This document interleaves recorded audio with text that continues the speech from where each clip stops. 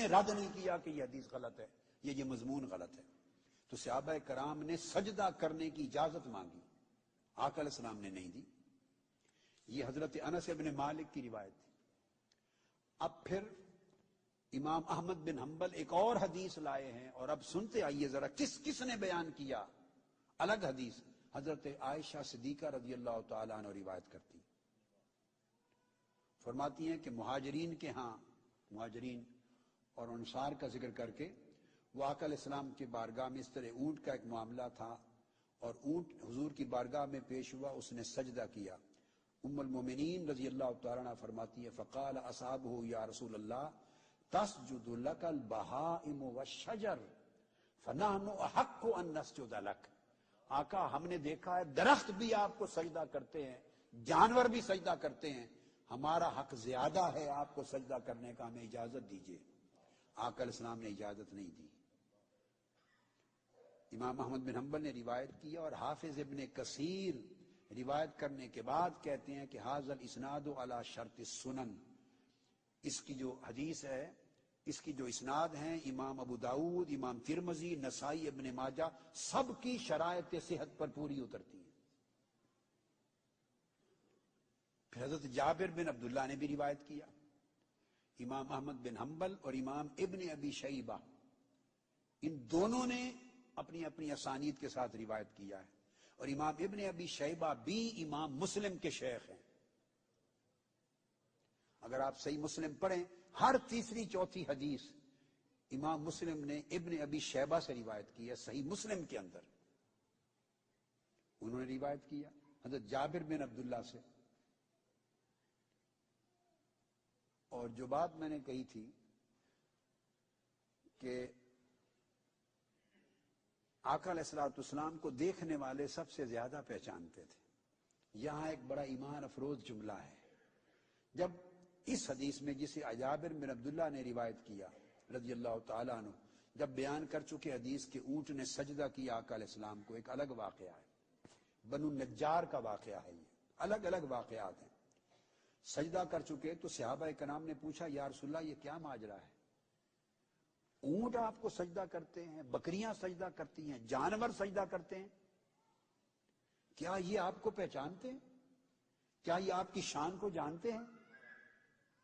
کیا انہیں معلوم ہے کہ آپ کی عظمت کیا ہے؟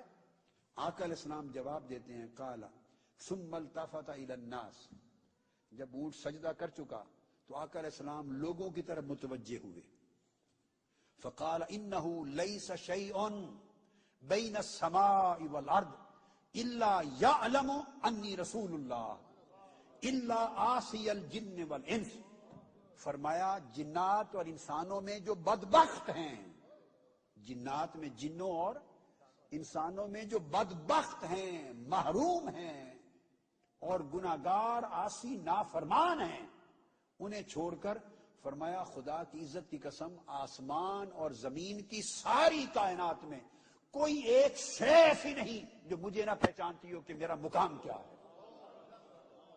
ہر شے کائنات کی جانتی ہے کہ میں رسول اللہ ہوں۔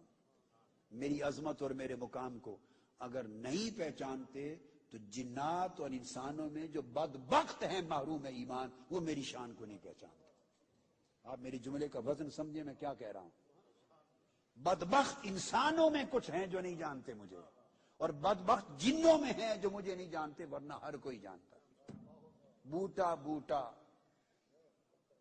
پتا پتا حال ہمارا جانے ہے، بوٹا بوٹا پتا پتا حال ہمارا جانے ہے، جانے نہ جانے تو ہی نہ جانے، باغ تو سارا جانے۔ اے بدبخت انسان تجھے کیا ہو گیا؟ تیری عقل جاتی رہی، تیرا شعور جاتا رہا، اتنی گمراہی عقیدے پر چھا گئی کہ اللہ نے عقل و شعور دیا، تو حضور کی معرفت اور آپ کی شان و عظمت کی پہچان میں بھٹکا پھرتا ہے، وہاں دیوانے ہونے والے جانور اور حیوان بھی پہچانتے ہیں، اور کل کائنات پتھر درخت اور شجر و حجر بھی پہچانتے ہیں۔ صحیح مسلم اٹھا کے دیکھیے، جامع ترمذی اٹھا کے دیکھیے، ابواب قائم ہیں۔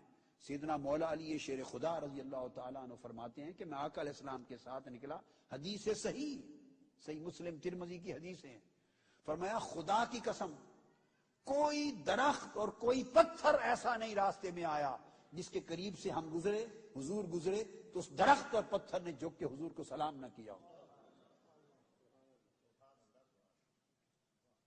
جس درخت کے پاس سے گزرے اس کی ٹہنیاں جھک گئیں اور کہتی السلام علیکہ یا رسول اللہ۔ جس پتھر کے قریب سے گزرتے وہ پتھر اپنی زبان حال سے کہتا السلام علیکہ یا رسول اللہ۔ اب یہ بات مولا علی شیر خدا نے کیسے کہی؟ تو پتھر اور پہاڑوں کا سلام پڑھنا سنا تو کہا، اگر آواز نہ سنی ہوتی تو کیا پتا آپ اور ہم گزر رہے ہوں تو ہم آواز ہمیں پتا چلے گا پتھر کیا کہہ رہے ہیں۔ اللہ کی تسبیح کرتے ہیں ہم سنتے ہیں، اس لیے ہم کہہ نہیں سکتے، مگر پتھر بول کے کہتا تھا آقا علیہ السلام کی بارگاہ میں سلام۔ اور ایک حدیث پاک ہے صحیح مسلم میں، آقا علیہ السلام نے فرمایا کہ میں آج تک اس پتھر کو پہچانتا ہوں یا مکہ کی گلی کے کونے پر ہوا کرتا تھا۔ آقا نے فرمایا میں اس پتھر کو آج بھی پہچانتا ہوں، ابھی میں نے اعلان نبوت بھی نہیں کیا تھا، ابھی غار حرا میں جبرائیل امین بھی اقرا بسم ربک الذی خلق کی آیتیں لے کے نہیں اترے تھے، بعثت اور اعلان نبوت نہیں کیا تھا، اس سے بھی پہلے وہ پتھر مجھے پہچانتا تھا۔ جب اس گلی سے گزرتا بآواز بلند وہ کہتا تھا الصلاۃ والسلام علیکہ یا رسول اللہ۔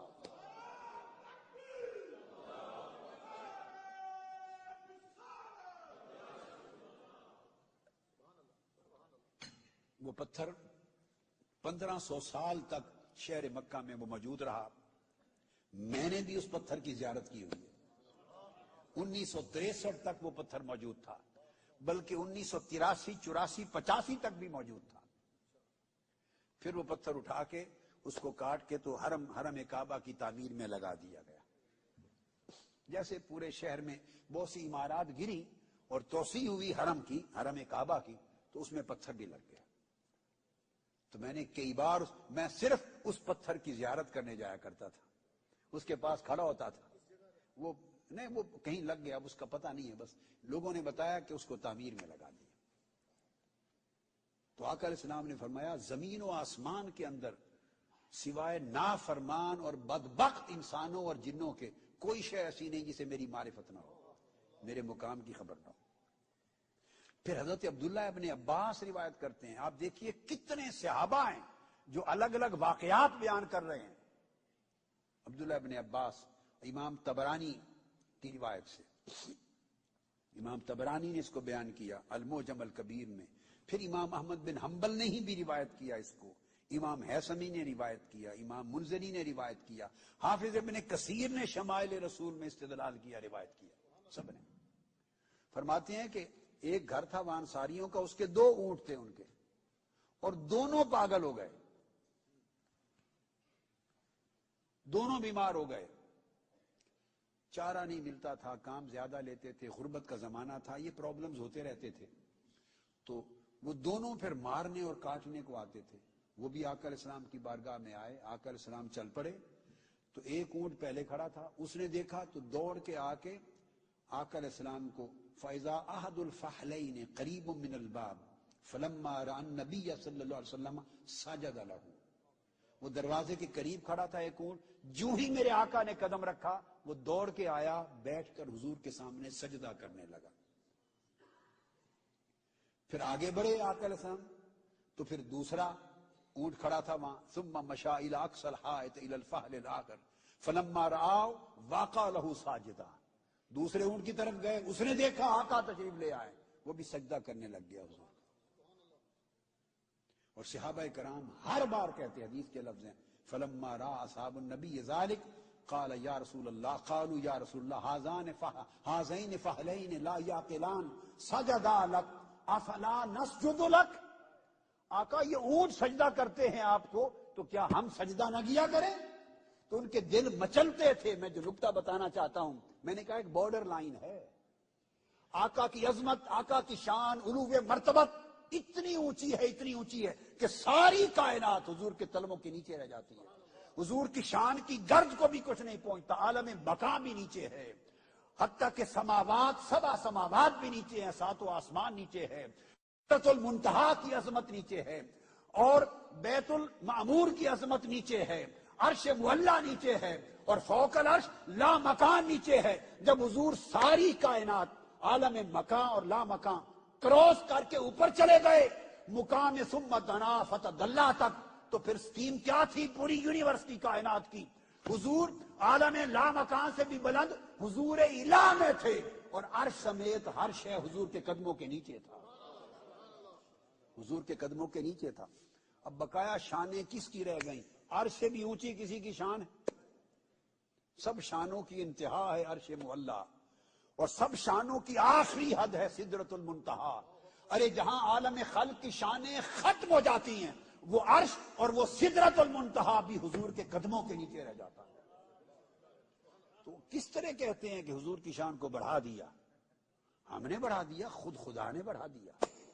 بڑھانا تو یہ ہے، اتنا بڑھایا کہ سدرۃ المنتہا بھی نیچے رہ گئی، اتنا بڑھایا کہ عرش معلا بھی نیچے رہ گیا، اتنا بڑھایا کہ ساتوں آسمان نیچے رہ گئے، اتنا بڑھایا کہ وہ بیت المعمور نیچے رہ گیا، کل کائنات نیچے رہ گئی.